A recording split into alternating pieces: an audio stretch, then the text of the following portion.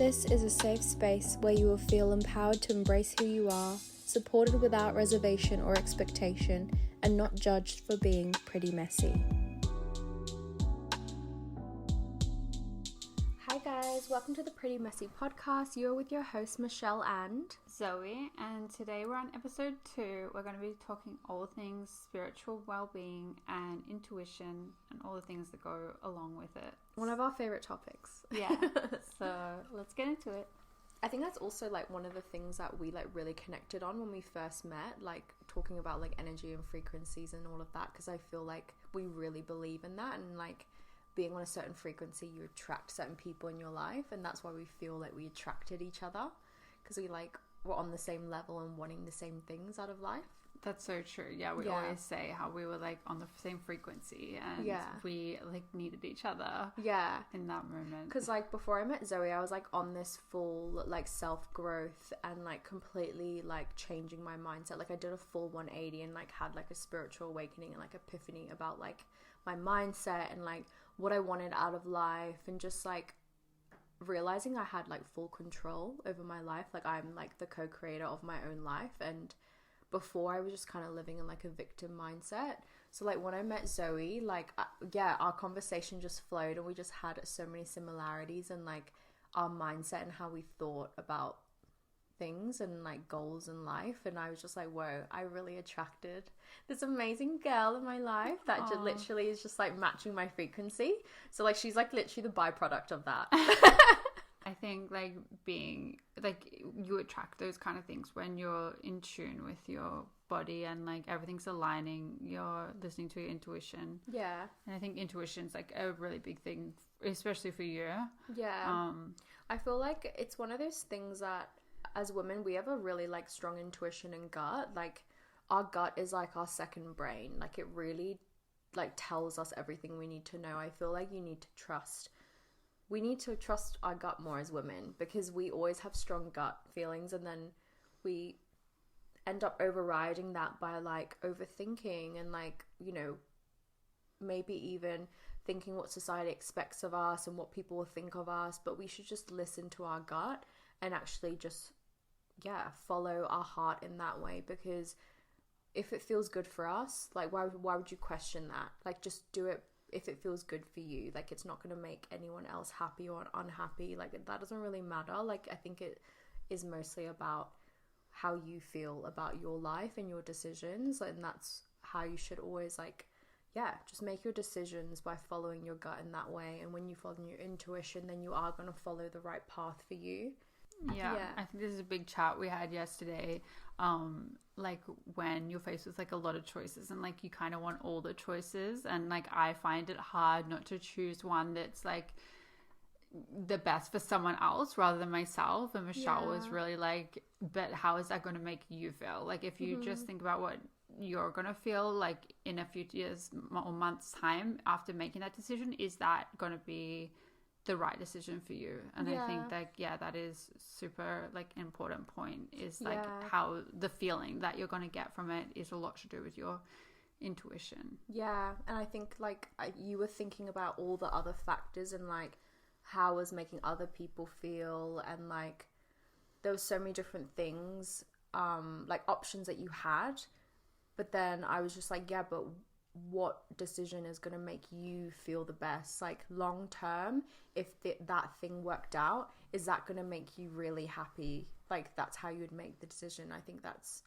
the easiest way to make any decision, is if it will make you happy and make you feel good, just go for that option. You know what I mean? Like I think like we all have like control over our life and our decisions, and when we realize that, like it becomes a lot easier to trust your intuition, because I think like your gut is always there for a reason. And when you're really in touch with yourself and you have done that healing and you've had that like alone time and you're really self-aware about how your body feels around certain people, like jobs, like situations, like you're able to really distinguish what works for you and what doesn't, because you can really feel in your intuition that I'm on this right path, or I don't feel great with that person or that partner or friendship, like I need to change something. Like we all are able to change things around us to better us, because like life is super short. Like why would you be in something that makes you unhappy?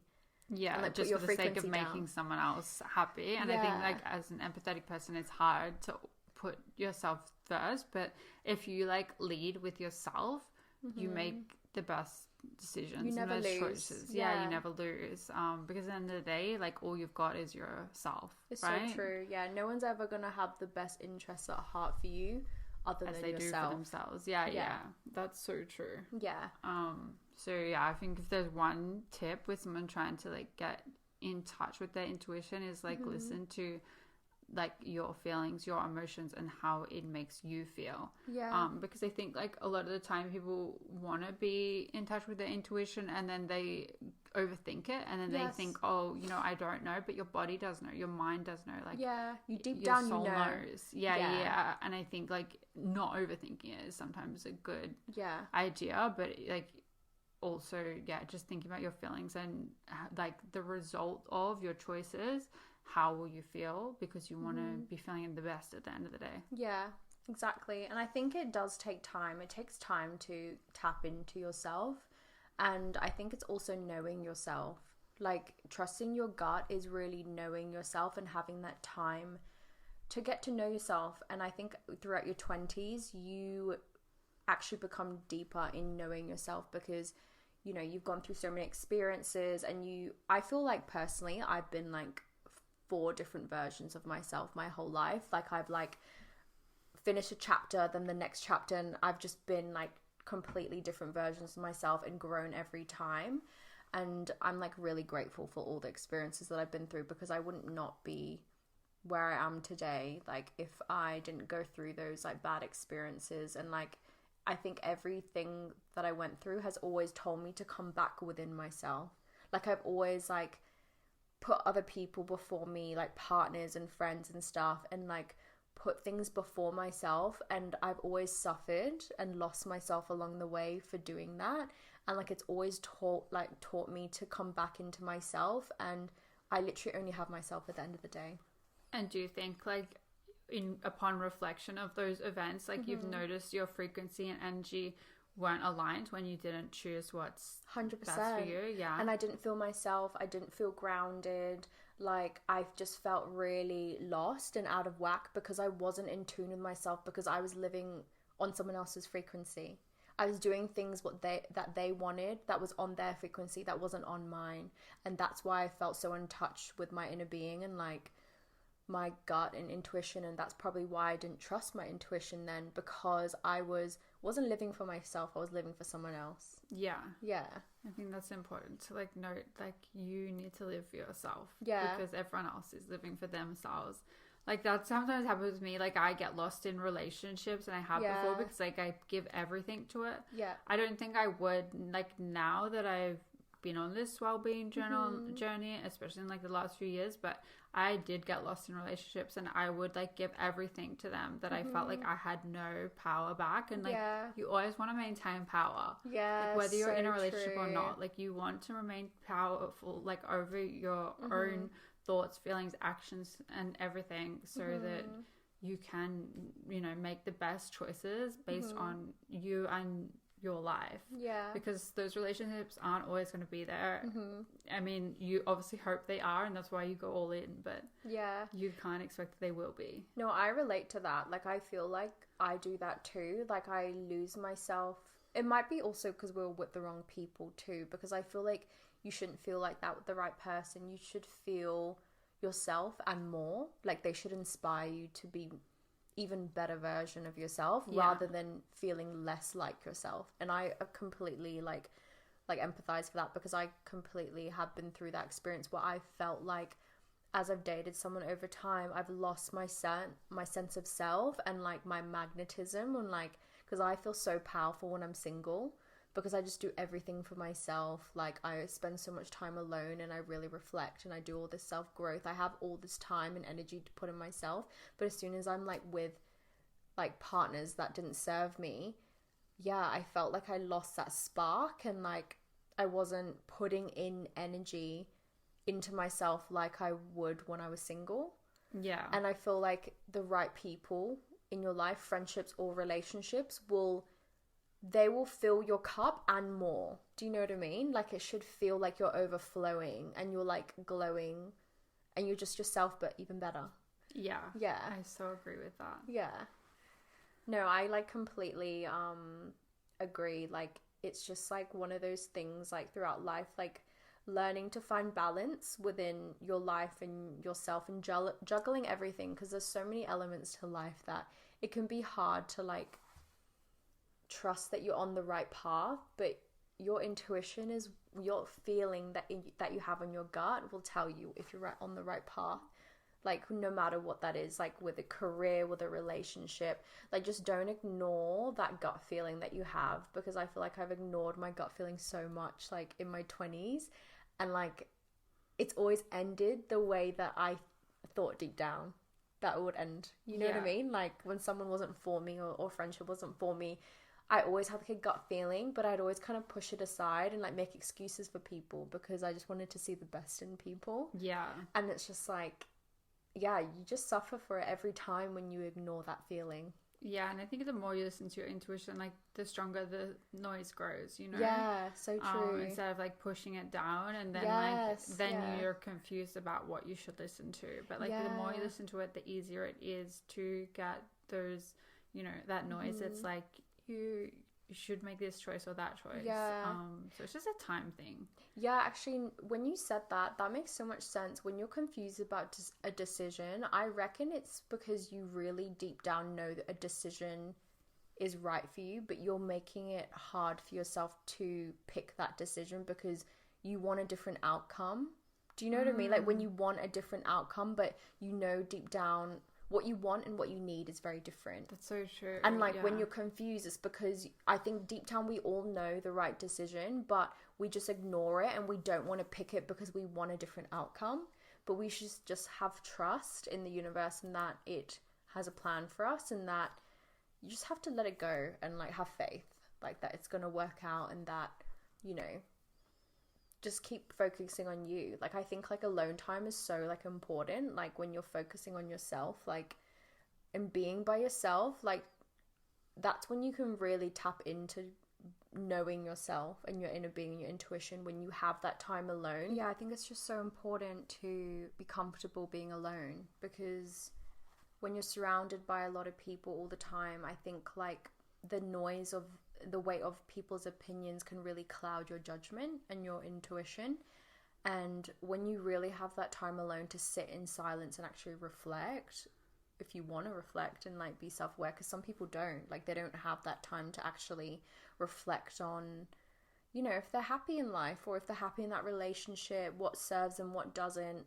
Like I feel like I constantly do that. Like when I'm alone, like I'm constantly thinking, okay, what's next? Like what am I going to work on? Or like next week, like I just give myself small goals to work on, and like I reflect on like my friendships and like what I could be doing better, like with my family or like my friends and like all of this stuff. Like I just think like, okay, no, like give myself small goals to like grow and like be better on.